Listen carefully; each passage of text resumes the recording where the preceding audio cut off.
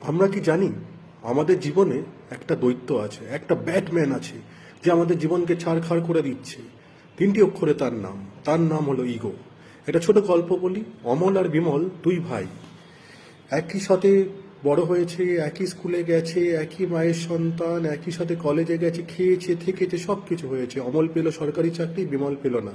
অমল বিমলের একজন common friend ছিল, সে অমলকে বলল, তুমি যে চাকরি পেয়েছো তুমি নাকি ঘুষ দিয়ে পেয়েছো। বিমলকে বললো, তো ঘুষ দিয়ে চাকরি পেয়েছে। এর ফলে এক ভাই আর এক ভাইয়ের সাথে কথা বলে না, একই বাড়িতে থাকলেও একে অপরের মুখ দেখে না। এরকমভাবেই আমাদের জীবনেও তো বাবার সাথে তার ছেলেরা কথা বলে না, বন্ধুর সাথে কথা বলে না, প্রেমিক প্রেমিকার সাথে কথা বলে না, ছোট্ট ছোট্ট ঘটনার ফলে।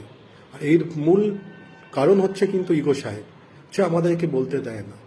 আমরা বলি আমাদের জীবনে কিছু ভালো ঘটে না। আরে ভালো এমনি ঘটবে না সাহেব, ভালো ঘটতে গেলে ভালো ঘটাতে হবে। খারাপ জিনিস এমনি এমনি ঘটে, ভালো ঘটে না। তাই এখানে ভালো ঘটাতে গেলে আমাদেরকে সবাইকে 4টে ম্যাজিক্যাল ওয়ার্ড আছে, সেটা বলতে হবে, SORRY। যদি আমরা সরি বলতে শিখি, তাহলে ইগো সাহেবকে আমরা জয় করতে পারবো, না হলে আমাদের জীবন ছাড়খাড় হয়ে যাবে।